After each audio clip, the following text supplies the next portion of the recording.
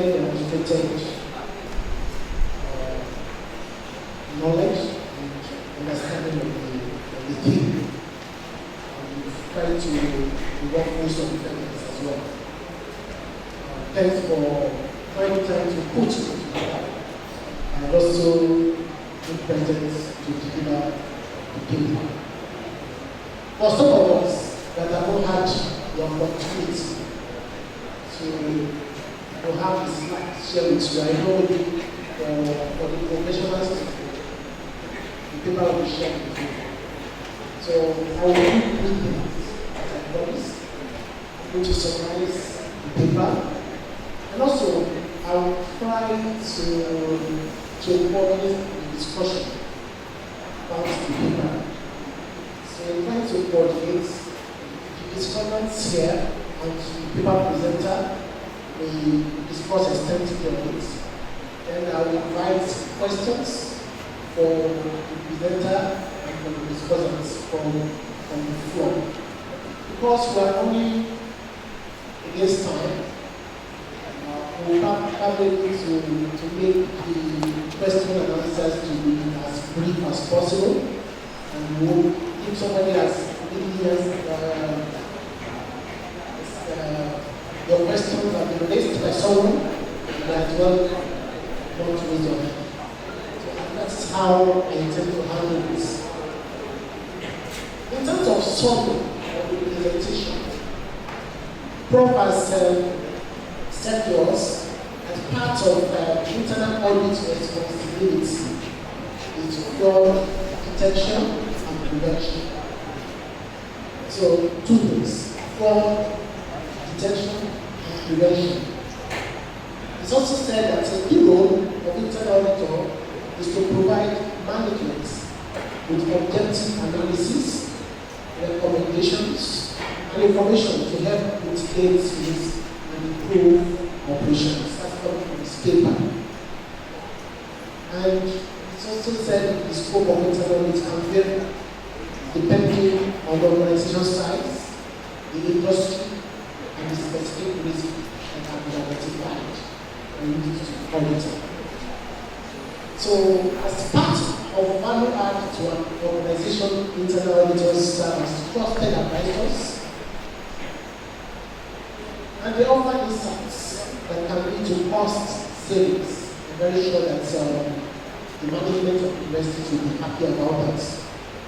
They also improve risk management and ensure strong compliance with laws and regulations. That's on internal. That's the best way I can summarize this.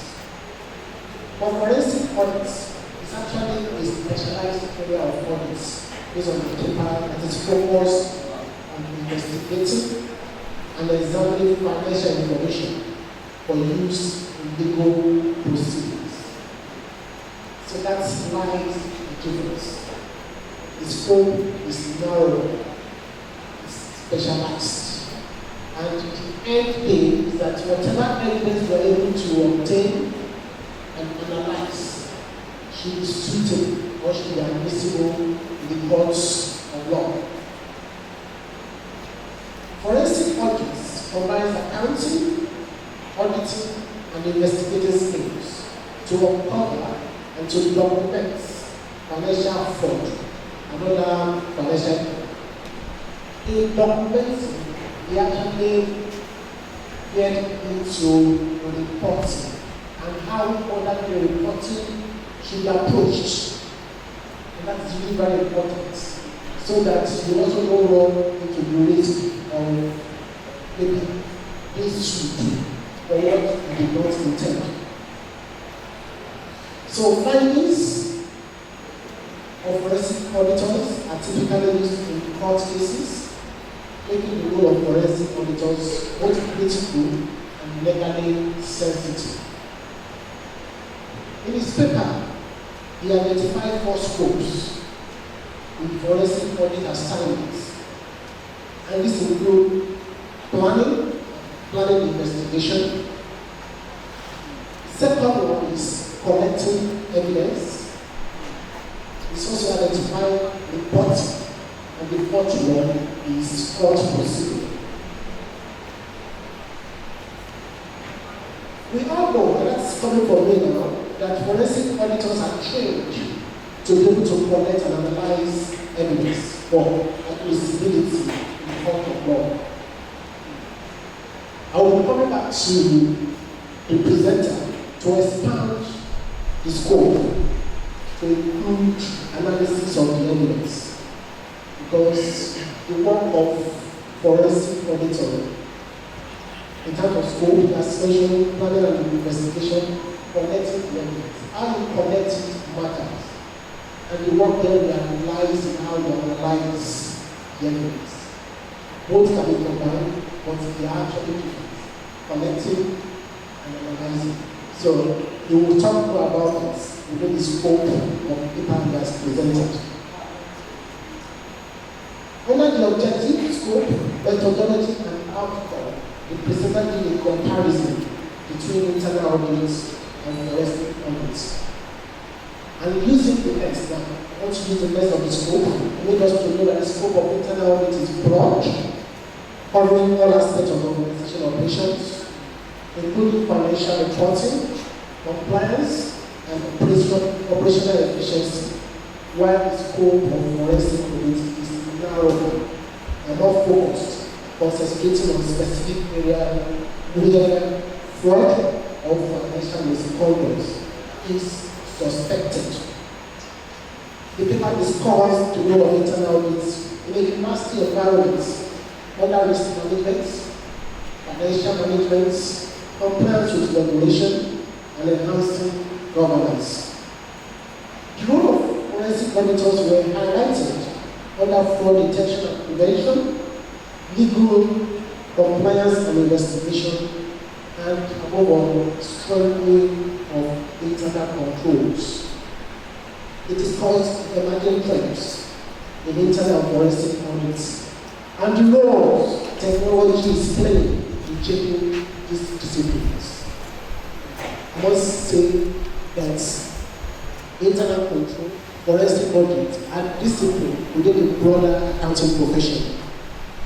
So, it is recommended, and this is very important, that universities should leverage advanced auditing tools and technologies such as data analytics and artificial intelligence to enhance the efficiency and effectiveness of internal and forensic audits.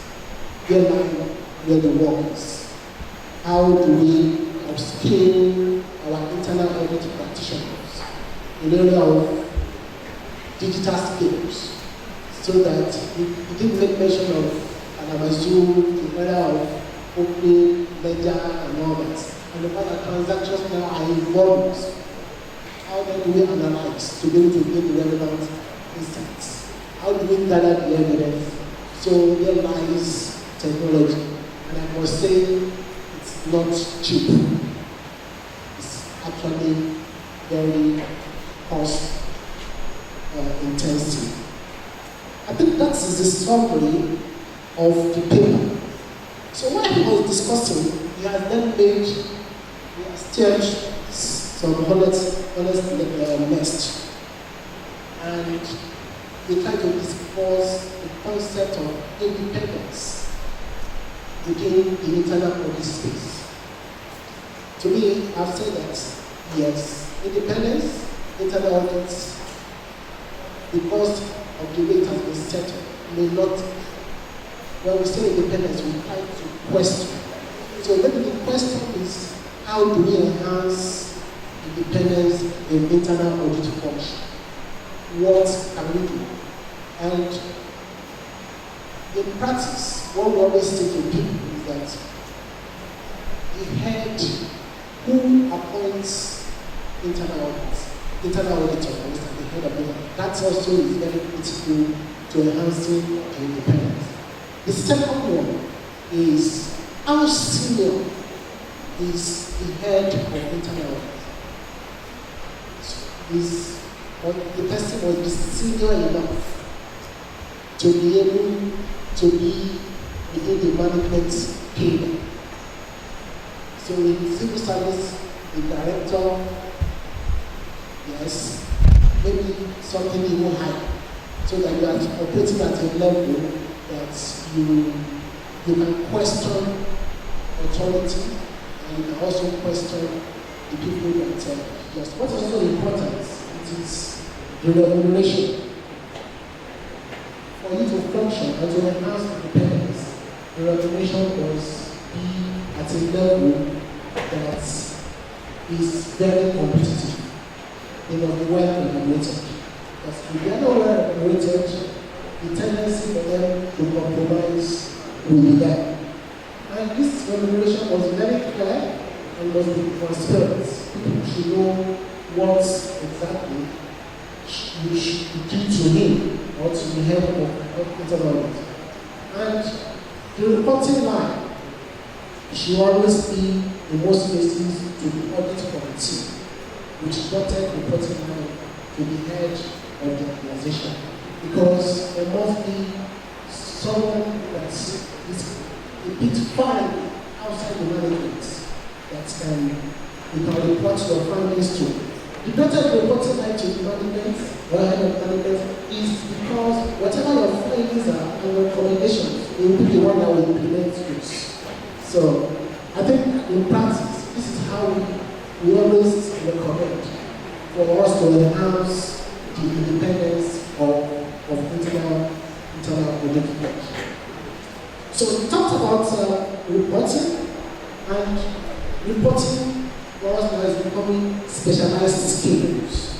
And for internal audits and forensic audit professional, they must possess good report writing skills. So the way you write your reports will determine whether you are even a professional or whether you are well trained. And the thing is important. In other times, report writing for internal audit is really the course that you attend to help you hone your skills in the reporting. And more importantly, the reporting is all about factual findings. Don't put emotions into it, the factual, and like I said, you also need to employ diplomacy while presenting your facts. Understanding the operations of the departments, the units, the division you are going to audit better than the operator. That's makes you that you need to learn more. You need to ensure that you have good understanding of the entity you are going to audit. And you also mention the basis of evidence. And this is how evidence are collected, how they are analyzed, and to make them admissible in the court of law. And that comes to forensic audit. So what is common to them is risk assessment. Whether they are doing forensic audits or they are doing internal audits, risk assessment is very important. Now we talk about risk-based auditing. You need to understand the risk, understand risk register, and you must also ensure that you respond to those risks, looking at the controlled environments and the relevant legal and regulatory framework. I would say that is all that was able to bring, but something is fundamental I have to raise, and to start with the legal. So, the question is, I know part of the responsibility of internal audit is that they must be able to detect and prevent fraud. But the question is, we understand that forensic audit as a tool in operation. Are we advocating that in internal audits, internal auditors should have forensic skills? Or are we advocating that there will be specialists within internal audits that are schooled and trained as specialists, so that when we have infractions, when we have suspicions of fraud, they are trained to handle it? I think I would want these questions to go to discussants, and starting with the paper presenter. Thank you. the process of determining this. And I think it's for my information as to the way for me to dismantle the two individually for better understanding. However, if you ask me, Godwin, who are you? Leave all the other 30 professionals from the I'm an accountant. However, in accounting, you must be better in understanding of financial management. That's why against CIS and CIS, you must know transition. If I'm talking and they are saying no, I know those things, let's see. As an accountant, you must diversify your brain to understand the diplomacy and management. And you must live your management. You must understand legal environment within your accountancy. And that's why the course you need business company law.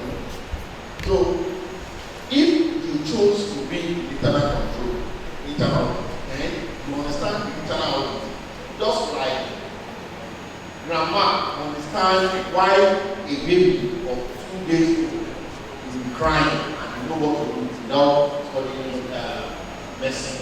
So you must now be better in your internal control to understand the issue that may come as a result of your experience that may create trouble. Hence, the addition of forensic intelligence. Okay. So, this is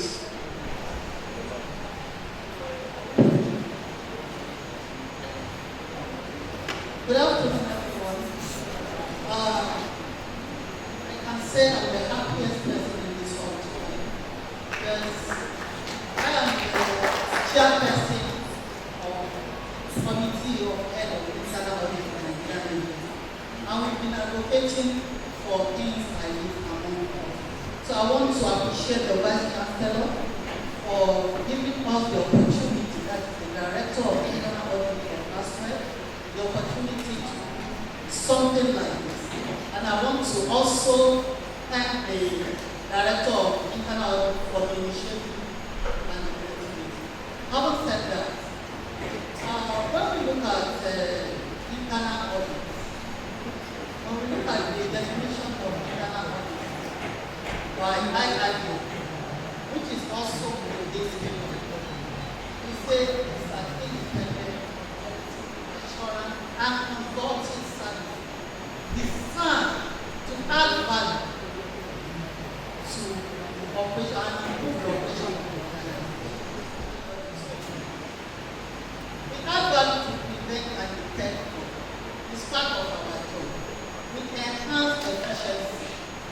We improve performance of the organization in many ways. Just as the paper presenter has said in the well-prepared paper, we talked about safeguarding of assets of the university as part of our role as internal auditor. We talked about ensuring financial management. We talked about ensuring compliance, adherence to lay down rules and regulations, statutory rules and regulations. So, in order to prevent fraud, if internal auditors carry out their job according to the professional practice of standard of audit as laid down by IIU, that is Institute of Internal Audit, we find out that we prevent fraud. When we take proactive measures by putting in place internal and forensic measures, carrying out our assignment, we find out that we also prevent, not only, and most of the time, with the new advocacy in internal audit, we have to prevent, not protect. We make sure that we take the proactive measures to ensure that we prevent fraud in every aspect of our carrying out our assignment. Also, when we talk about independence, yes, we are talking about independence of internal audit. When the our prof was presenting, he talked about my PRA going to Singapore with the Vice Chancellor. Yes, I was at Singapore too. And the Vice Chancellor is here and tested me. A lot happened there. Because at the time in the hall, we almost quarreled. My Vice Chancellor was supposed to. We spoke at length about this independence of the thing. And we got to school them to let them know the reason why the internal audit was independent, so that we will be that advisor, consultant to them. And this will also improve our reporting, our report. For example, when the chairman of the session was talking, we talked about reporting line. The reporting line in university system, we report directly to the council because administratively we report to the vice chancellor. But when it comes to the functional reporting, we report directly to the council, and this has actually given us that independence in the university system. That is in Lagos, I can say, which I am aware of. Thank you, sir. Thank you very much. What's your take on the topic, on the question around forensic audit skills within internal audits, or how the specialists in? Because there's a statement which says that it is good to know something about everything, but it's better to know everything about something. So I just want us to know about specialization pertaining to internal audits and the rest of it, considering the broader scope and the narrow scope of both disciplines. What's your take on it? Thank you, Madam Chairman. And the Vice Chancellor of the Directorate, the internal audit is using the control that all the employees involved. While the forensic audit already internal in auditing, the investigation is integral part of audit. So when we are not talking about the forensic audit, it's just to expand the investigation that we make our evidence to be tendered to the court of law. Now we have compliance tests, we have subversive tests. The compliance test is just to follow the financial regulation, audit, manual, administrative manual, or the circulars. Those are the compliance tests. Here we analyze performance. I will not call us performance. The internal audit system formula, which is approval, authority, management, personnel, all this. So when we are not talking about the forensic audit, the auditor must demonstrate native intent just to make sure that he is still part of the system. Internal auditor is not external auditor. From experience, I was once external auditor before I joined the university system. I audited all the ministries and local government. So from that experience, I'm not part of the system. I just visited the client, audit them, see how right value. But now, in practical, I'm not part of the system. And my report goes from, because our university is still under 6 years. So I will not have plans now, presently. So I reported to this, and my report goes to this. Thereafter, we are now trying to put up the audit committee just to make my work move. But because, in the what I can deduce from the paper of my guy is that in the university system, the academics, our people that are audited in the time, they cause a lot of problems. And as administrator, we solve the problem. And at the end of the day, they are the ones that take the glory. So, as administrator, we need to work more and do more before we can say, the internal audit and our report. For the example of it's very, very clear. When as an auditor, you cannot be 100% independent because of the structure. But as my chairperson is aware, even we usually communicate to that effect that they should upgrade our status as director of internal to part of the president officer. So we have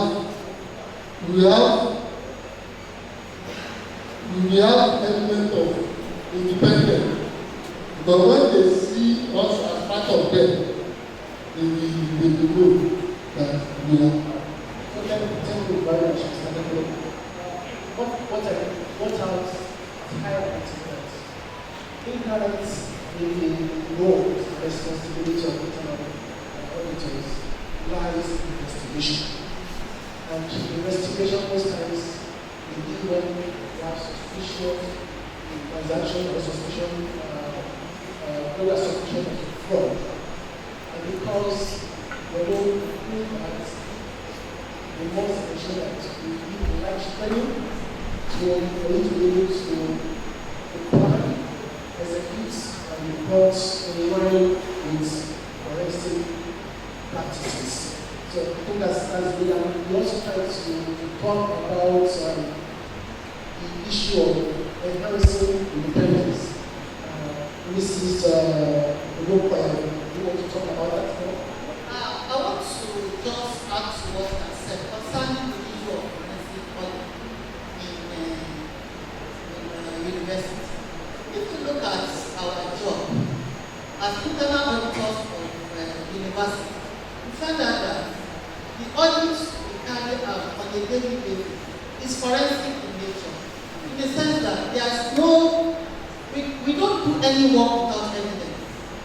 Evidence is our key watchword, because when we want reports, it's a crucial part of our job.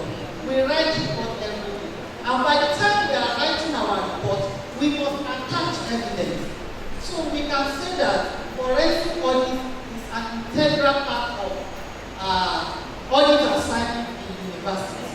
We have the investigation unit that carry out investigation every day on maybe cost saving, as you have said initially. When payment voucher comes to us, we see that this amount is outrageous. We send it to the investigation unit, go and find out what actually they want to do and the cost. These are the estimates. It's part of forensic audit because they will come back with evidence of maybe market survey concerning those items listed, then evidence picture. They will take pictures of those the assignment, maybe building they want to renovate and other things, and we attach it to the payment voucher to show that we are reducing this cost, maybe from 500 to 200 because of this and this and this, and these are evidences we attach to the payment voucher, and this will actually show the management that the money initially approved was too much, and with the evidence attached, it will be reviewed. So this is part of forensic audit. Prof, you want to talk about this case privilege that forensic audit is linguistics in later audit, and she's also getting to another area, an area that the management will have. The value for money audits. So we want to talk about that. Okay, so let me start. The boss is forensic accounting part of your bossing assignment. You need to think if it's part of it. I said no. No, don't let us conceive ourselves. Because you did accounting and you know your business to have problem from the huge. Because I was having kata headache. I went to doctor yesterday, he gave me paracetamol and said 2.29. Tomorrow, the same thing happened. I can apply it, yes or yes. Does that make me a doctor? You cannot give both tomorrow. I don't understand this issue of increasing. I don't want us to argue. It has been seen to be a separate profession, and so it is. So if you want to do your job forensically, if this English is correct, that your primary profession, know it in and out, then go out and study, be trained, and come back, and then you have the same grade. Some of us are satisfied. I know. Can we be more decent than the Pope? I'm getting this. So you cannot be more decent than the Pope. I teach in those program like Prof, thank you. So I think the point of the page, forensic is a different discipline for internals. You may have skills of the appreciates what how to develop and prevent. But to be able to look at the paper presenter said that forensic learn collect evidence in a particular way. Analyze it in a particular way. The outcome is that this is used to be out of law. So it's very clear to special discipline. However, it's not as if you can't be trained on the methodologies and how evidence collected and how analyzed. Credit can be analyzed for internal audit professionals. But let's understand that the process of carrying out investigation has flawed implicitly. The ultimate goal of presenting the other specialist skill, and those specialist skills we shouldn't take them for granted. If we want those evidence admissible because of law. On that note, I would want to take 3 questions or comments or discussion on the paper. And if you permit me, I will take one there, take one in the middle, and I'll take one. So, I'm having the district chairman. I will give him the privilege to have a go at this paper.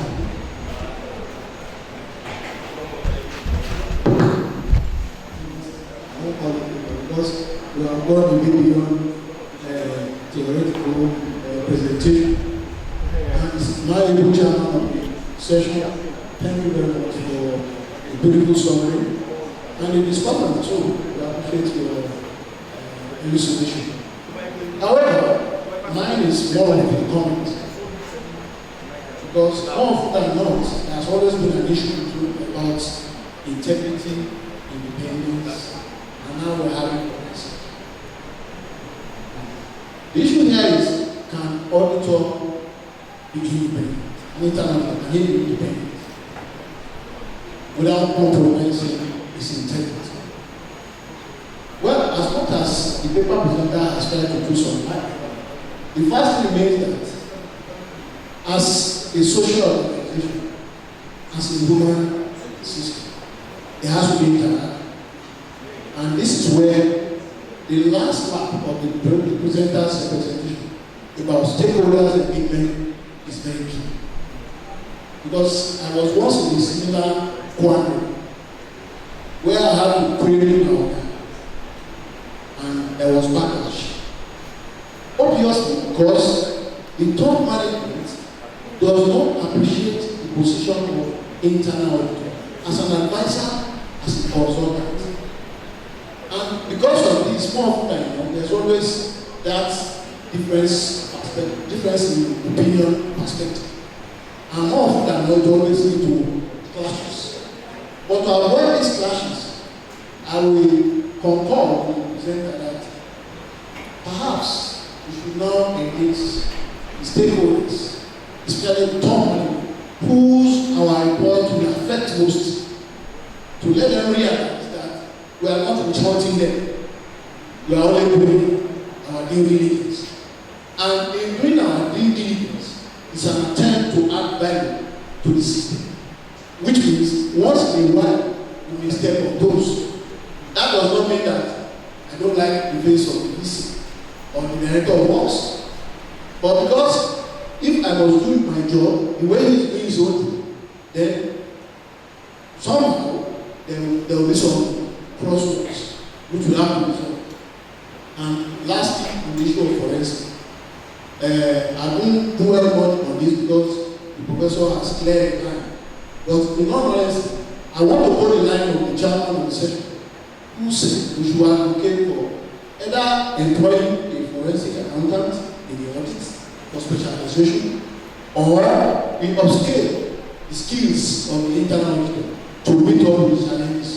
And being an emerging profession is not too long ago.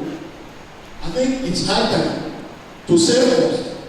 It is incumbent on the university to send the internal audit team for a forensic team. That's the solution. Thank you very much. Yes, if I have to balance it, because of gender balancing, I will come back to you. That's not. So there's a hand that was raised here. Yes. My question is, in what way can internal But if you don't take it, I will take it as part of those who want to restrict it to the university environment. So, what I will do, I will ask the presenter to take this general question, then summarize of notes. Are we happy with that?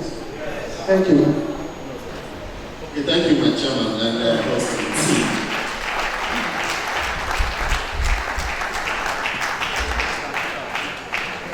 the paper presenter, Professor Godwin Emmanuel Oyedemo, thank you so much. It's been an insightful session with you.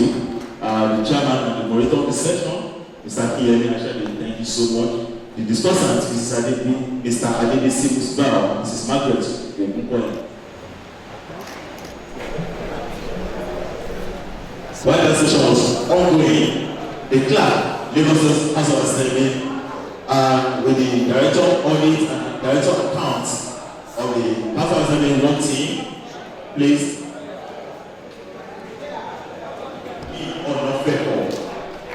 A round of applause for him. Please, where are you? Okay, you're welcome, sir. This is Minister of Education.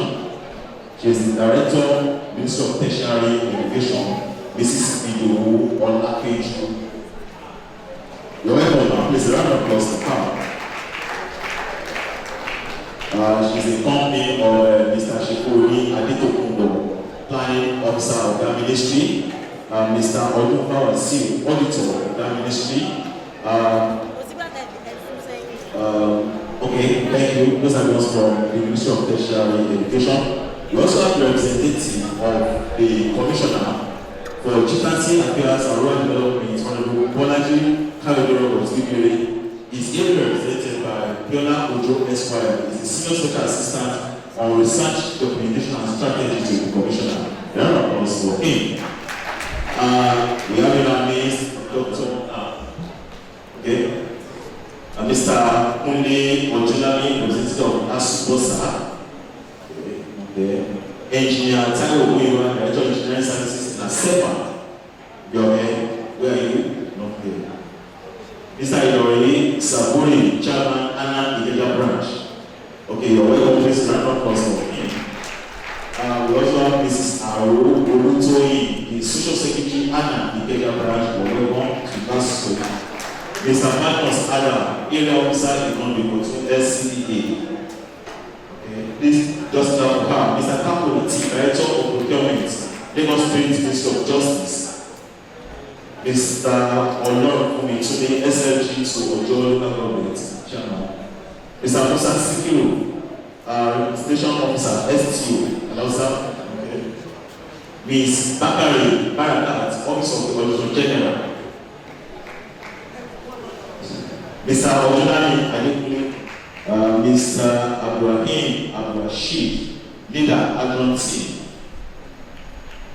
Mr. Azam Mukadas, Director LRS Consultant Office. Okay. Mr. Azam Mukadas, Dr. Eketo Musame Rotini, Chairman, University Audit Committee. Okay, those were the people that were around that came in when this speaker was presenting his paper. Now we are on interview. We want to invite the Tata Department of Lagos State Ministry of Education to entertain us for a few minutes. Tata.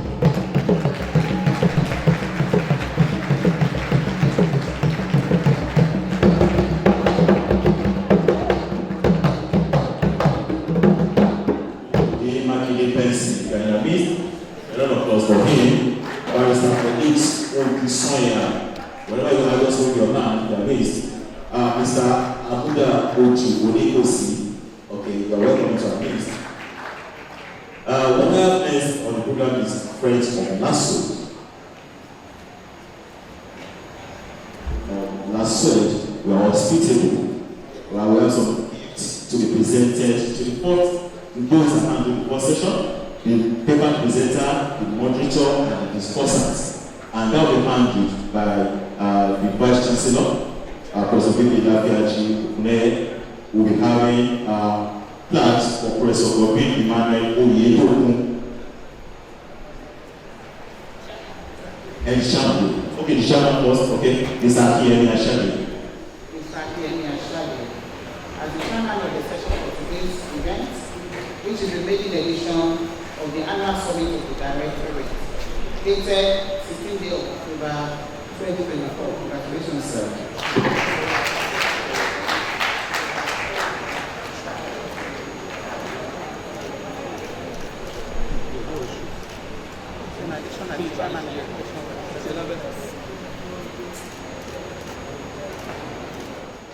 Thank you very much, sir.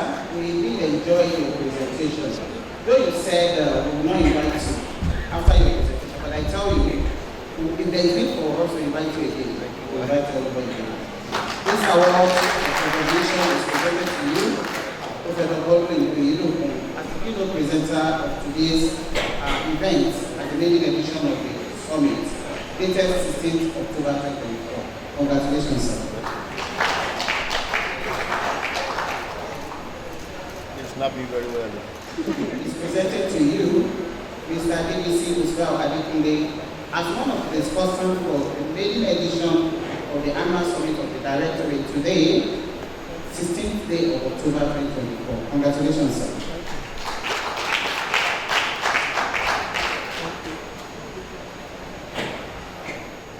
In the entire invitees for today's event, and I'm emphasizing that because I'm also a woman and a problem of that. This award of recognition is presented to you, Mrs. Margaret Odukoya, as one of the discussants for the maiden edition of the annual summit of the Directorate, today, 16th October 2024. Congratulations, ma'am.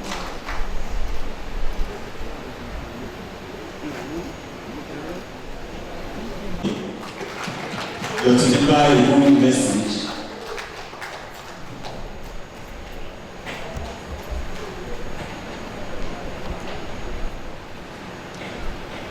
The Vice Chancellor, Professor Lafiaji, who are always very proud of all my dear sister, good afternoon, members of council here present, the management of the LASUED,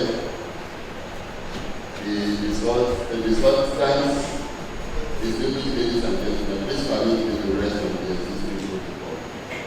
I am highly impressed with what I'm seeing today, because any institution that I see that Captain sees from about the most Korea Bill,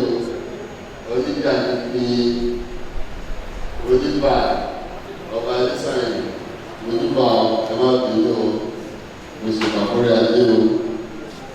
Ladies and gentlemen, I want to congratulate the Vice Chancellor for putting up this along with my darling brother Niji Izia, the Director of Internal Audit. It's a very glad meeting that an institution that is just coming up is giving such importance to internal audit. When you see this kind of information, then we are talking about transparency and accountability.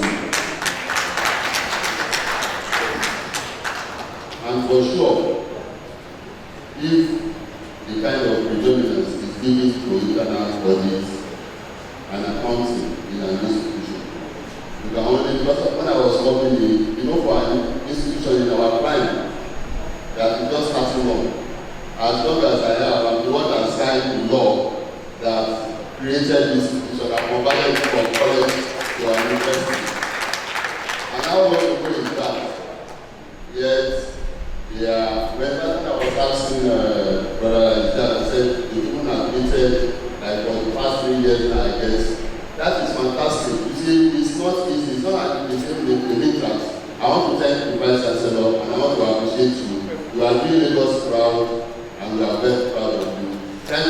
presentation, I want to say congratulations to the As I was telling, thanks so much for the good message. The next person to deliver a good message at this occasion is Dr. Edwin Awal, Acting Director of Academic Planning of the University.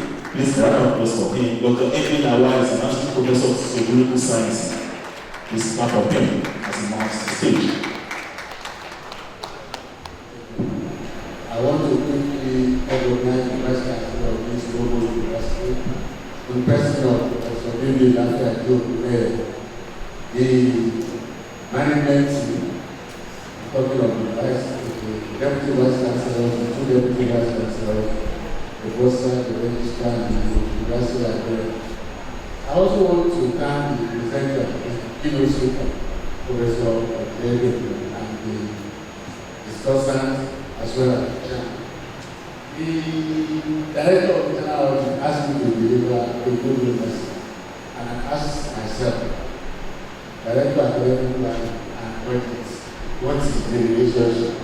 I later answered myself by saying that, well, if you plan well, audit will not have much problem. And so I want to say that we are proud for the Directorate to be part of this unique summit.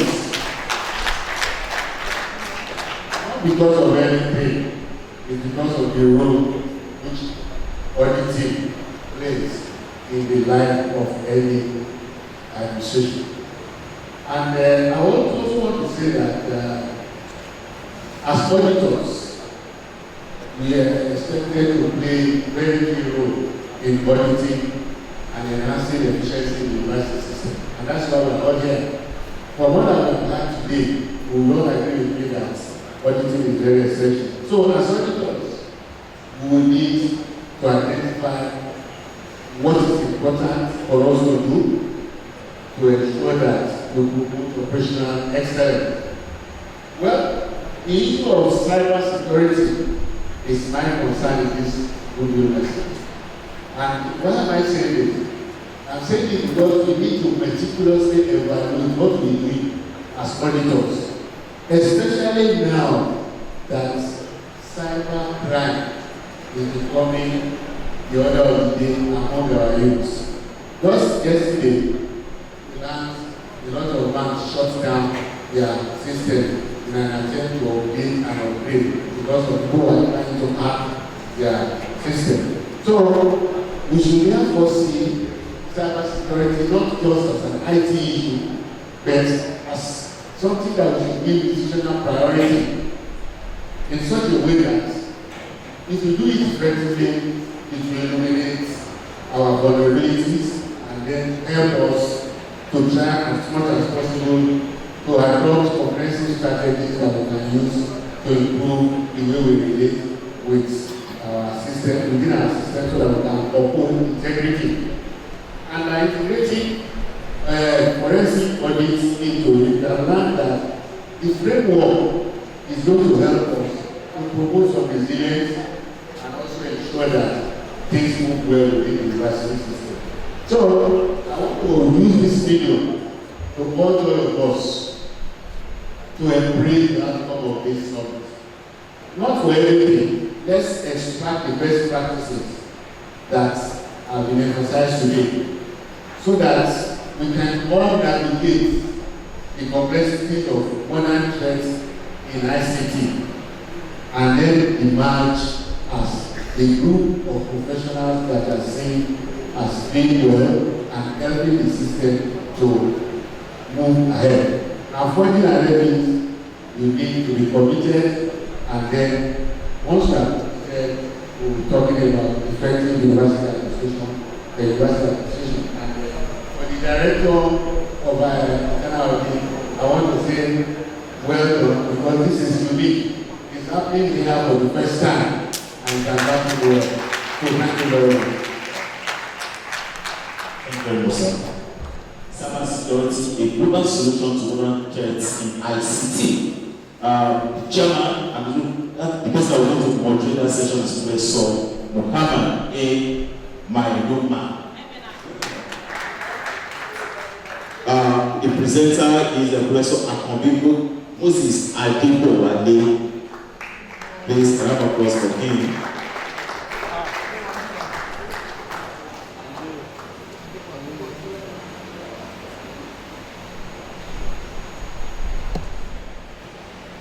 The discussants, the chairman.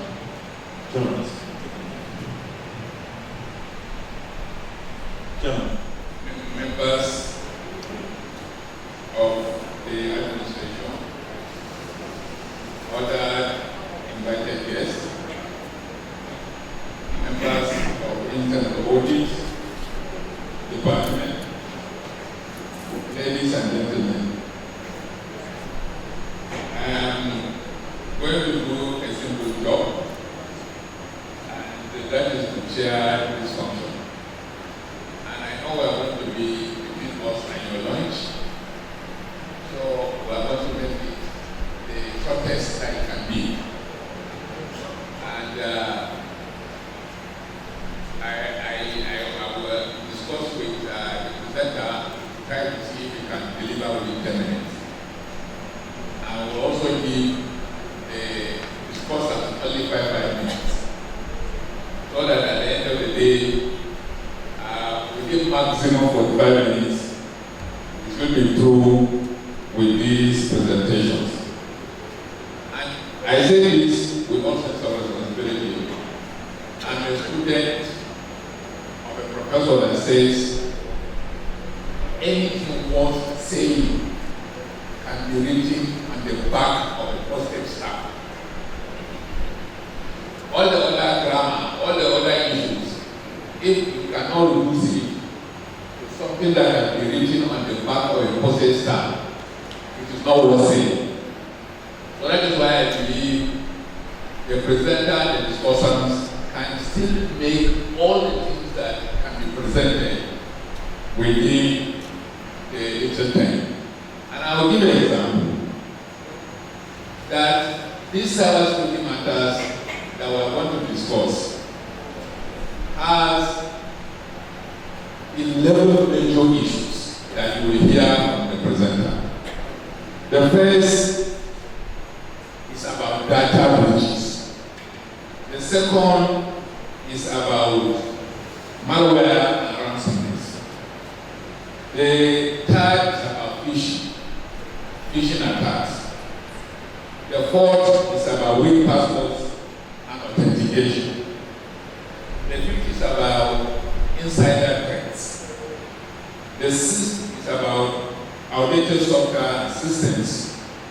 The seventh is about network security.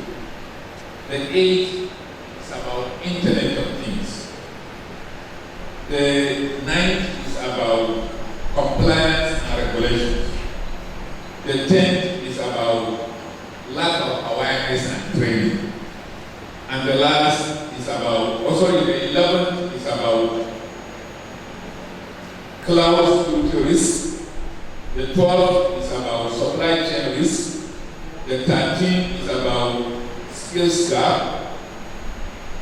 And finally is the connection between what we are doing and internal audit.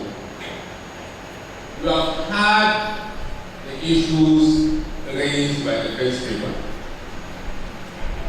What I may not have the time to explain is that the work of internal audit is not to audit.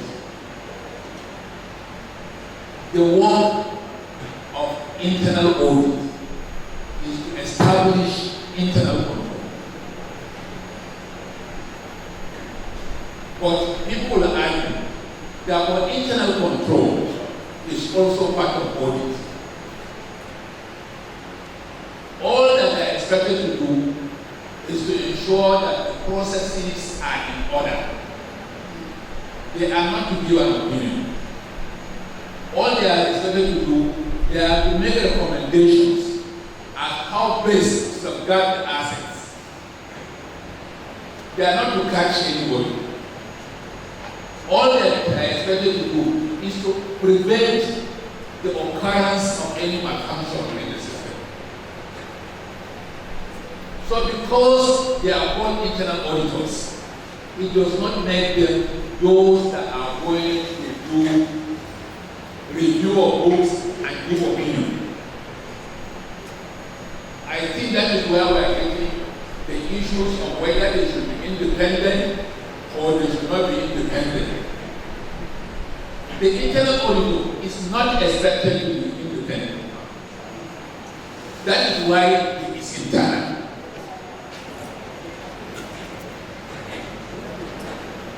So, like I said, I am not going to present paper. I am not going to defend anything.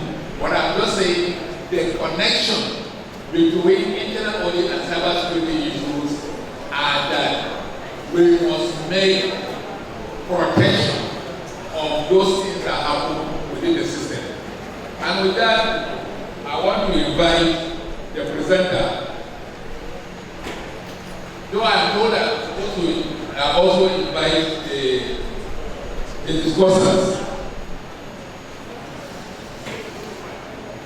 You see, if you don't have information, there is nothing you can do.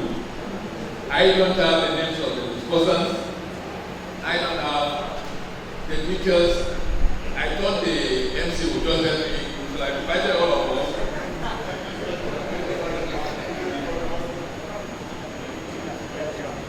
Okay. Okay. I'm going to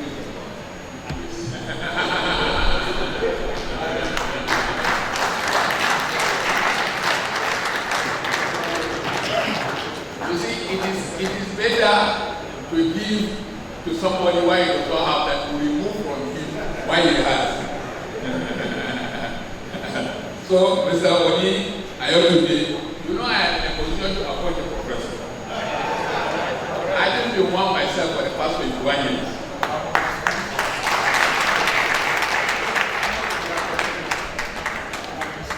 So, I'm professors.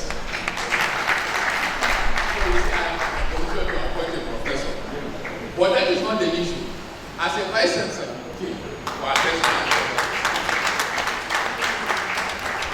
and since I'm still on seat as vice chancellor, I can invite him to my university and assess him for professor. So if I say professor, don't disagree. So I discuss. I also invite this side of the table Professor Oyeluku. You see,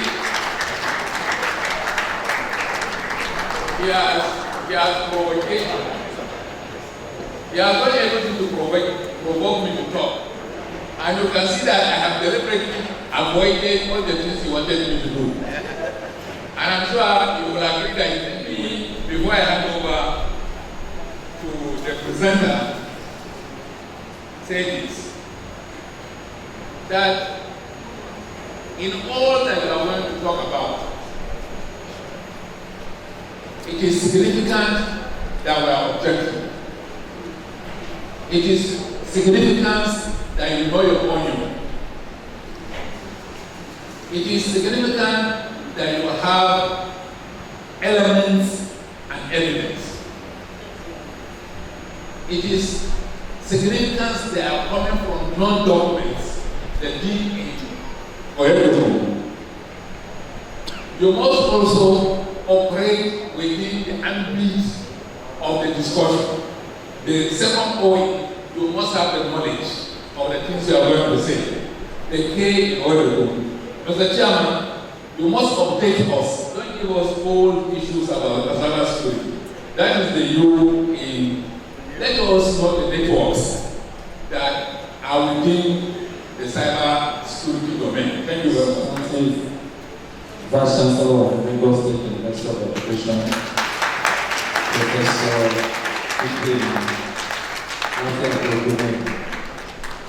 I want to thank you very sincerely for this opportunity and the members of the management for this laudable summit, because I believe very strongly that by the time we are leaving this summit, something is going to change, in the audit space. not just in Lagos State University of Education, but across the country.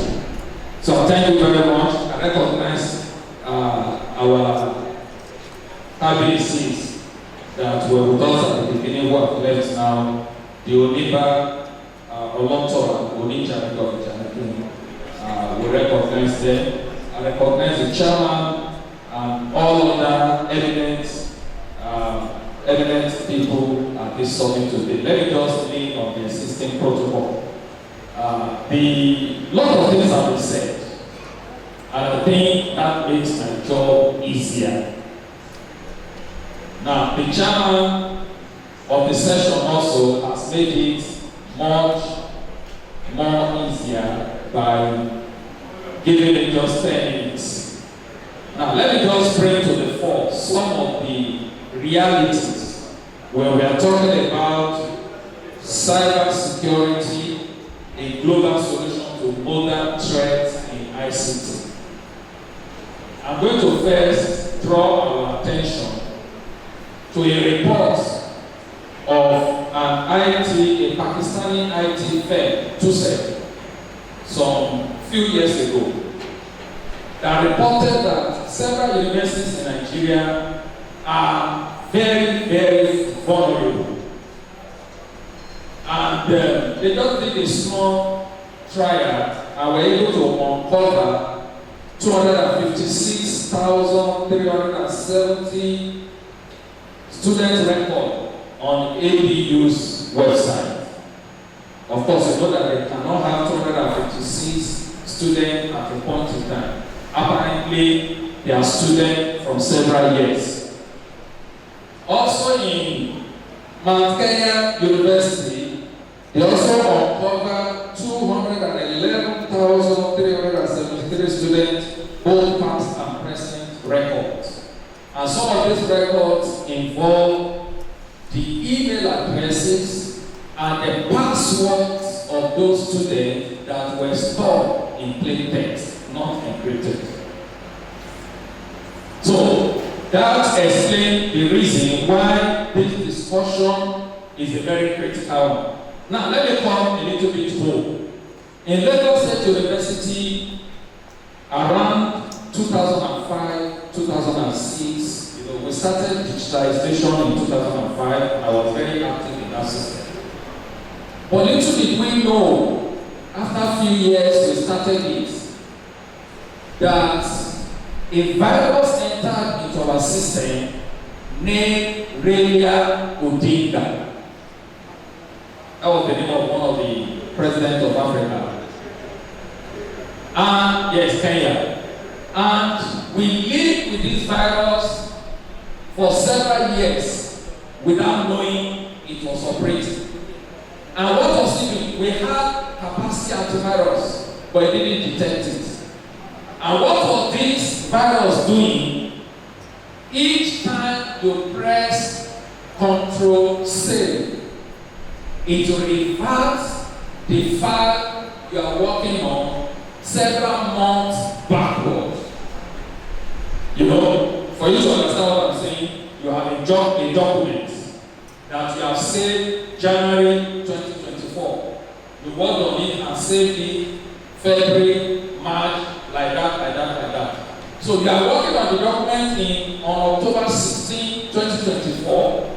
Once that virus is on the system, the moment you press Ctrl+S, that is to save, it will just reverse it to a version of maybe January 2024. Meaning every work done between that date and the current date is gone. So we found out that all the departments were complaining correction, they will forward correction to the data processing unit, we will effect it, we will even write it has been treated. But when the result goes to sending, all those things we claim were treated, they were never treated.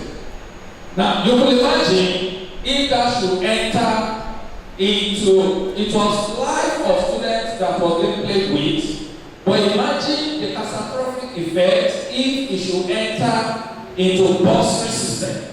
I think you are using Admon. Imagine it entering into Admon. Imagine it entering into the software you are using to to perform internal audits, what will have happened? Because from the last session we had, the volume of data that is available to us requires that we can't even process them any longer manually. We've got to use electronic means to process data. Now, so the issue of cybersecurity is a very great concern for the entire globe. Now, let's go to the first slide. The global landscape of cybersecurity. ICT plays a central role in all sectors, including the university, including education. And I'm sure that a good number of us here that have been following world history or world news, that the last week of September, one of the leaders of Hezbollah, by name Hassan, was assassinated by Israelis. Now, if you watch how it happened, it is this matter of cybersecurity. Because there was a building, his office was on the 4th floor, and he made a call. He was making a call to his allies, to his army. But little did he know that the call had been intercepted by Israeli army. And conversation was happening with the enemy. How he left the 4th floor and went, I think, to the 11th floor, and then they kept monitoring everything till he was assassinated. So you can see that the matter of cybersecurity is a global matter that all of us can no longer afford to pretend as if everything is okay. Now, so we also see that cyber threats are growing globally, targeting educational institutions, and examples are ransomware, phishing, data breaches, and the likes. You know, in our nation, for instance, we are so familiar with kidnapping, isn't it? Kidnapping in the north is the in thing now. A complete university website can be kidnapped, and you will have to pay ransom in order to get your data back. Sometimes they even will take you into DOS, denial of service. You can imagine that your students are to make payments, and somebody has plugged your system either with malware or with many other things that are done in that sphere, that those who should make their payment, they are unable to access your payment portal. So these are realities that we must come to a session. It was said that the people who are manufacturing the viruses, they are the same people producing the antivirus. So when you buy an antivirus today, in another short period of time, they tell you that another patches has been released. You have to pay. And they make heavy revenue from that. We are phishing, fraudulent email, and website to steal information. We have several of our colleagues that are falling into situation. You know, you will talk about that. Somebody will call you. We tell you your date of your last name. We tell you so many things.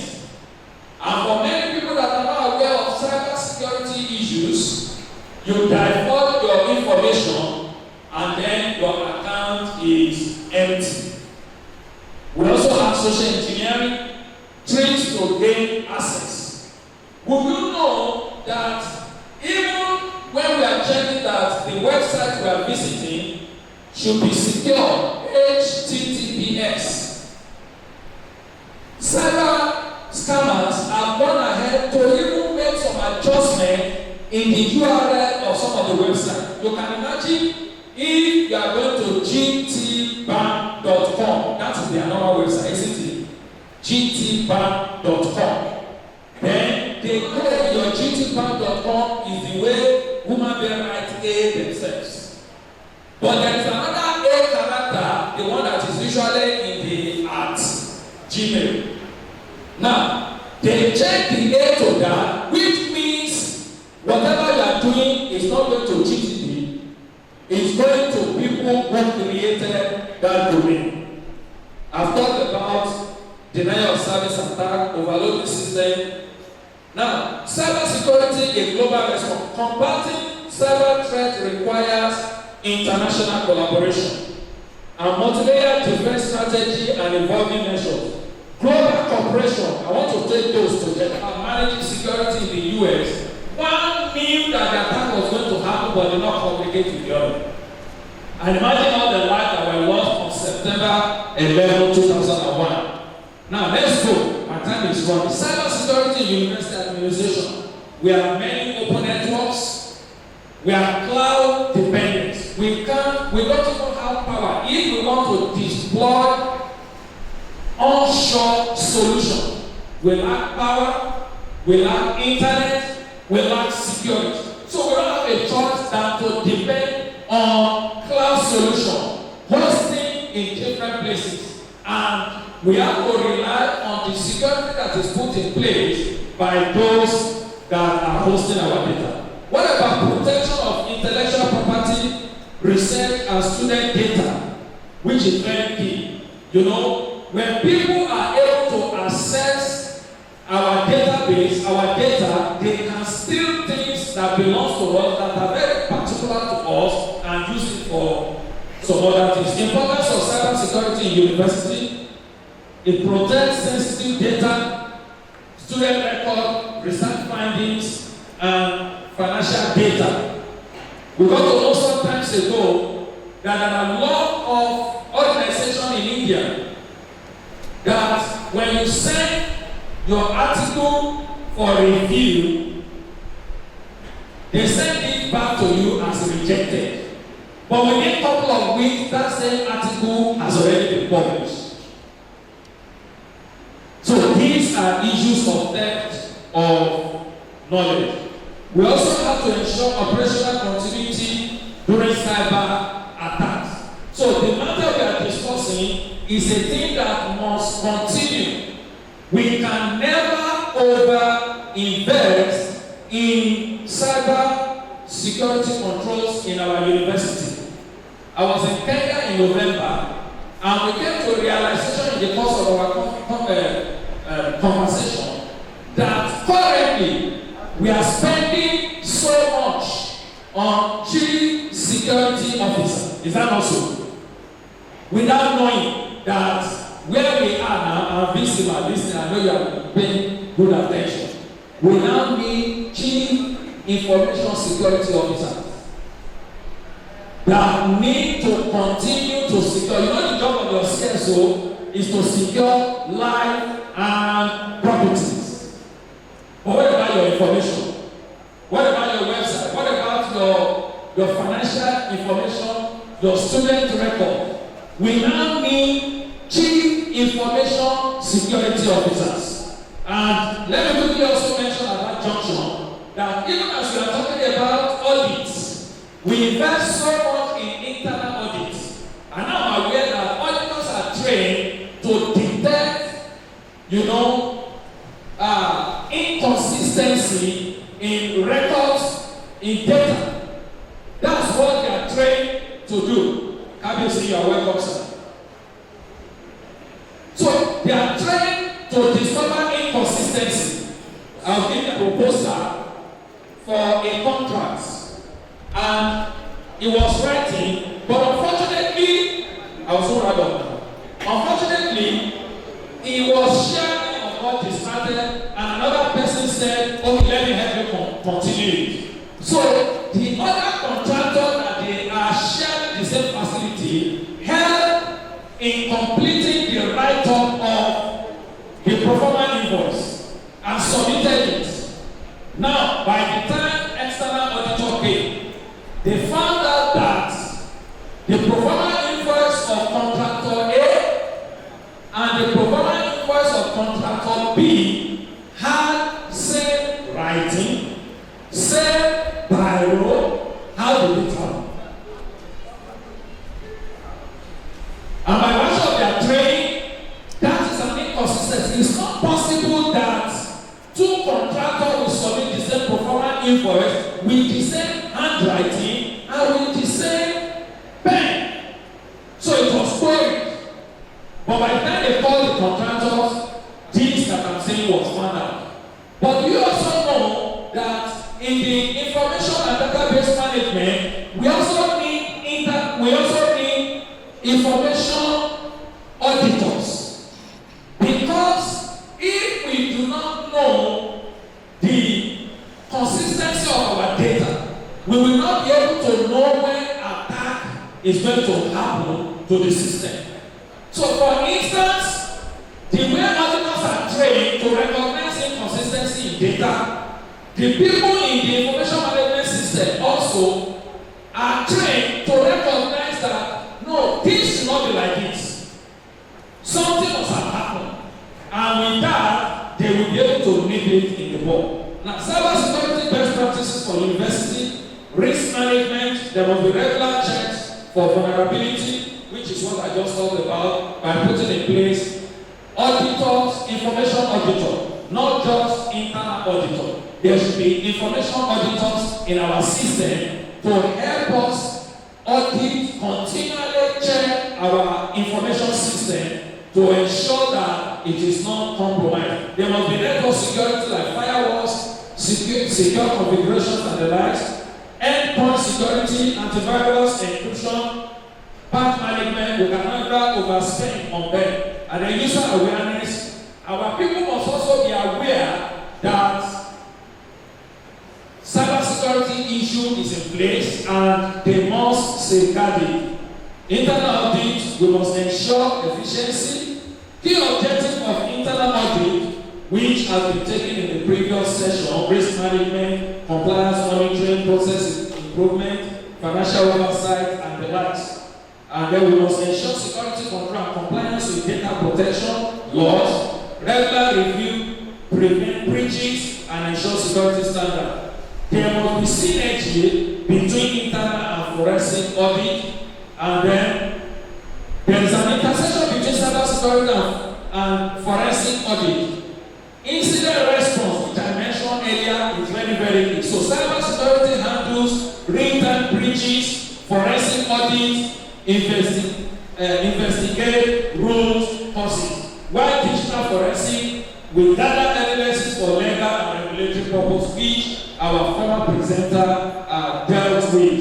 Other things are things that we have considered. Let me go to the conclusion. Internal audit, cybersecurity and forensic audit build a resilient university system. And that is why we've got to invest in it. We are told about the skill set. We've got to train our people about this global reality. And then come to action. Prioritize these elements to withstand ICT threat and ensure operational efficiency. Thank you. Let me make the matters for the discussions easier by saying I have noted some issues that instead of the way we have seen the other time, I will allow them free hand to look at those issues that they want to look at from the presentation. But supposing I make this comment that my understanding of the paper that he has presented has given me largely occurring. The first issue is the area largely, which is landscape of cybersecurity. The A is about adjustments of what websites. The F is about findings of researches that must be protected. The I is about interception of communication. The communications are intercepted if you don't understand cybersecurity issues very well. He has gone further to talk about attacks on nations, like what happened in September 11, and it is the other A, Libya B. The J is about joint security for safeguard, that there is a need to have collaboration. The I is about information stealing, that information can be stolen if you don't have that kind of security that is talking about. The O is about data virus. He has told you about one president, how the virus, and I call it data virus. The A is about kidnapping of data. That just like you kidnap one man, you can also kidnap data and ask for ransom. The U is about understanding threats of cybersecurity. That you need to understand the threats that are associated with cybersecurity. The N is non-availability of our own security to protect our own data. The E, the first E is about educational exposure, that our educational system is exposed to threats if we don't understand cybersecurity. The Y is about yield of consistency in data, and of course the last is to ensure operational continuity of cyber attack.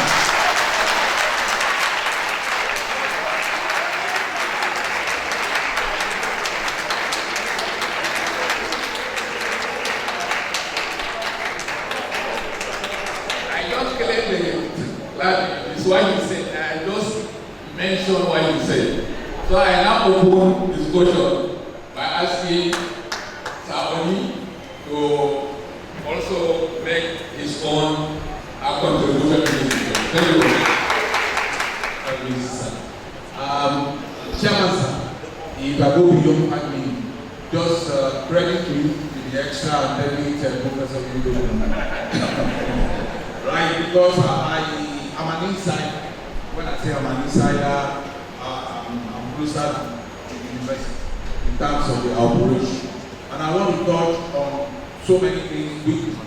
Right, I just discovered that although I'm not a professor, I'm on the field, I'm on the road, on the street, but I discovered that practically we are not too far from each other. I share something with the chairman who was sitting on the issue of independence. All these people, we are closer. At the Director of Audit, you and I have met my program for Nigerian auditors several times. What you read in the book is different from all what we read. What you read, what you are still reading, they are different from reality. I tell you, there is nothing like independence again. Rather, you have work on your objectivity. That is more practical, that is more realistic. Even external auditors are no longer independent. Independent of what? It's like the white thing is independent of ours. How? It's never going to happen. So, work on your objectivity. Director of Audit, work on the objectivity, not independent. Nobody will get it again. Okay. Thank you, Prof. I'm learning from Prof. I'm sure Prof had a lot to discuss, but then I think the time is too fast here. The cyber issue is a global issue. It's a continuous issue. Nobody is ever going to survive it. You are not going to survive it. Now, but I will talk in the specifics now. I'm also an accountant. I manage your information, financial information, and I want to tell you, any environment, business environment, if there's going to be fire accident or fire whatever, it will start from the finance. I don't know why finance papers are so flammable. But that is the truth. If they are going to have serious cyber attack, most likely directed at finance. So we need to be very, very careful. We need to be up to date, and being up to date is not you learning about it. Being up to date is you preventing. Cyber security is more proactive thing than reactive. If you are reacting, you are dead already. So it's better for you to be proactive. And be proactive management, busy man, bossa. I know bossa doesn't like to spend money. Yeah, but for you to be proactive, you need to invest in your security, in your firewall, in your antivirus, in everything. So you are ahead of the game. And you have been experiencing so many banks in the last 3 weeks. Well, practically on Nigeria back to do it. But if some banks have been doing it in the last 3 weeks, it's not really operational. It is purely security.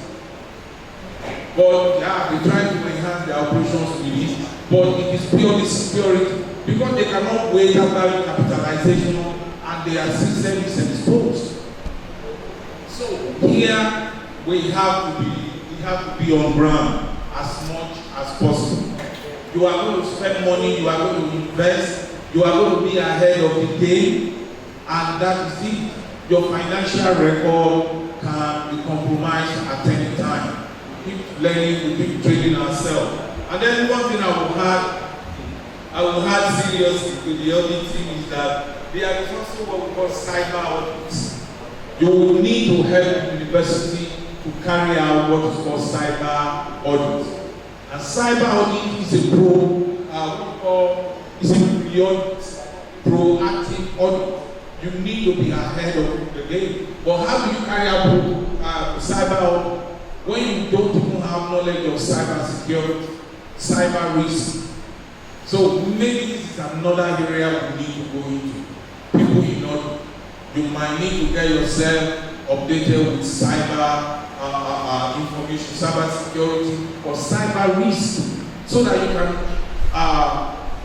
expose yourself, audit the university to see the university's level of exposure. Maybe you are dangerously exposed. You might need to let the university know. But like I said, it costs a lot of money. There is what we call cyber audit. Well, you might need to. It covers the area of IT security, the software, the hardware, etc. Probably presenter was saying the other time, yeah, even your hardware will be compromised. And that is why I always tell, the boss said, must you be the one buying our server? Can't we go to Italy and buy our server? I said, no. As long as you are using my application, I will be the one buying your server. What is inside you can't know. It is still in this university, no, not in this university, this man. The whole college of education here that I learned in our early years that the union was on strike. They went to the server room and carried the server.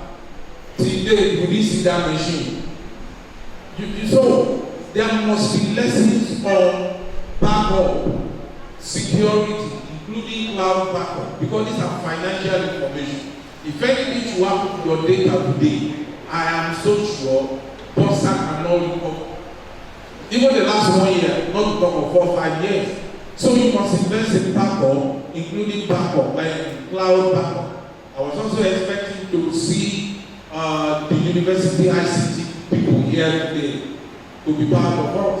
You must also include and invest in the cloud backup, Jamasa. Can I? All right. We now listen to Professor Edo. Thank you very much. We'll allow. Yes. Now he opened with why you should take home, and he ended up saying so many things that it is going to be difficult for you to remember easily. So let me summarize why you say you should take home. Why you should take home is academic. And what is the A in academic? Awareness and training. The K in academic is about keep access to only those that are authorized. The second A in academic is addressing insider threats.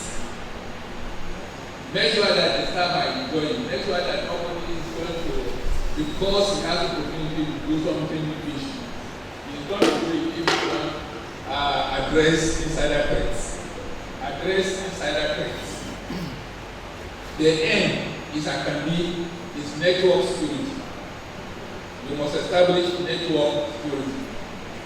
The B is academy, bring about compliance to regulations. If they say this is the regulation, make sure you bring it about. Don't cut corners. Bring about regulations. The B in academy. And the I is Internet of Things vulnerability.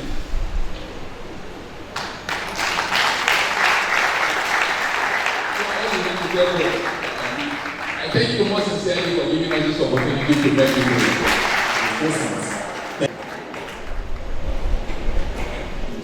So much, so we're taking on our community. The second thing that was represented, we have in our midst the Royal Highness, the Ogore of Ibeche, Oba Gausu Bilisa, KBCO, you are welcome to our midst. That is the Ogore of Ibeche Land. Also, just coming into the arena is the Permanent Secretary, Ministry of Tertiary Education, Mr. Asani Adenino. Thank you so much for coming, sir. You're welcome. Quickly, we want to take the friends of Lasot. Quickly on that, we are posting that Lagos State University is the Nascent University of Education. Nascent in the sense that it was created 2 years ago, specifically 2nd of February 2022. Of operation, the platform was established, Friends of Lasot, as they indeed Friends of Lagos State University of Education, and the platform is a veritable one to develop infrastructure and develop funds to other developments in the university. There's an account created for that, and members will pay a minimum of 1,000 naira. Very simple. Pay 1,000 naira for the development of your university. And what the money is intended to do is that it will be tapped to a project. And once the project is completed, there will be a call of fame. What that means is this: everybody that has contributed 1,000 naira minimum will have his name written on the plaque that will be attached to projects. It has an account number 2. The account number of Friends of Lasso is 122-780-2864. Send it back. Let me take the account number again. 122-780-2864. Send it back. Do a token of 1,000 naira to your university and you see it being utilized properly for a project. Thank you so much. A round of applause for Friends of Lasso. Some have done it in the past, some have donated in the past, some have donated 100,000, some have donated 20,000, some have handsomely donated into that account. So you should not be let out, be part of Lasso project. Thank you so much. We'll be presenting plans for the second set of the presentation, the chairman, the newspaper presenter, and the discussant. So I'll be inviting the chairman, Professor Amin Mainoma NNI. Right, Mr.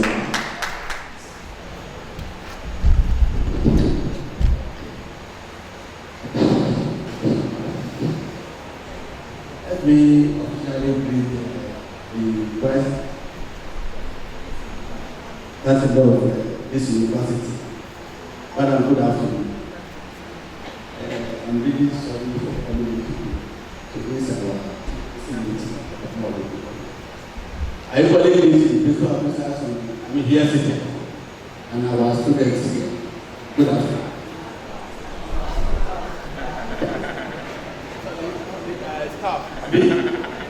As well as students as well. You are black and also your students. This is an award of recognition presented to Professor Muhammad A. Mainoma as the chairman of session at the maiden edition Let me see. Summit of the Directorate.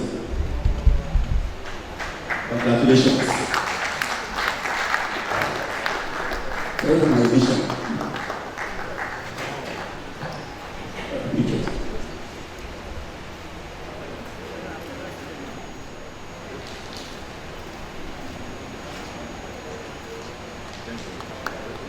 Thank you so much, Kamis. This is another award of recognition presented to Mr. Ayomi as the discussant. Congratulations.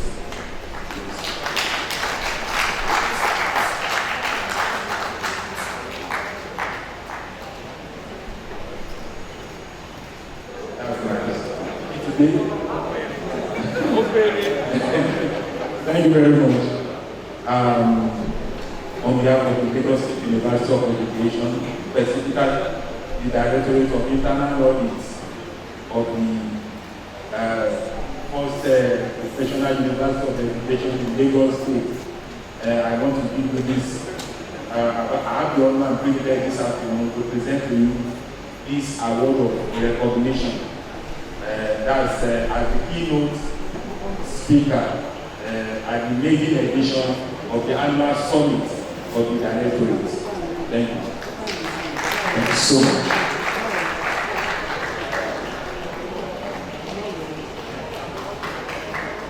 Chance. Please permit me to stand on the already established on behalf of the Vice Chancellor and the management of this great university, inclusive of the Directorate of Internal Audit. I want to thank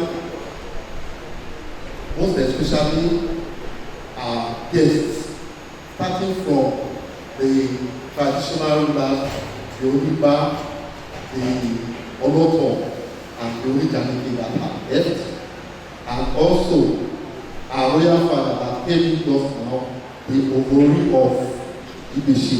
Thank you very much for coming, sir. God bless you. Also thank the Permanent Secretary, Ministry of Tertiary Education, Mr. Kasali Adinino. Thank you so much for coming. I want to thank representatives of government agencies here present for honoring us with your presence. Thank you very much. May God bless you. Representatives of other institutions here present want to say a big thank you to you. And also to the keynote presenters. I want to thank you for that those impactful deliveries. And also to our chairman of the various sessions, as well as other discussants, I want to say a big thank you to you. We really appreciate you. To my amiable Vice Chancellor, I want to say a big thank you to you, ma'am, for approving this and allowing this first edition of this summit to be held. Thank you so much for your appreciation.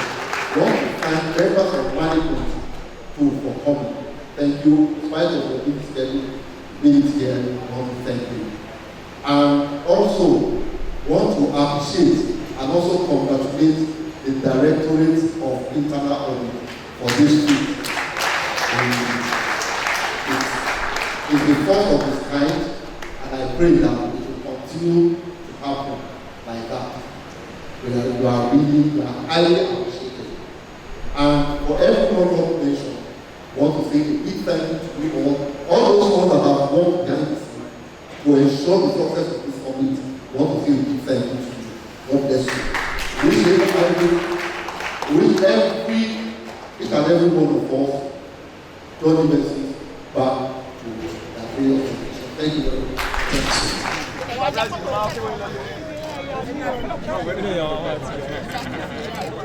And the management.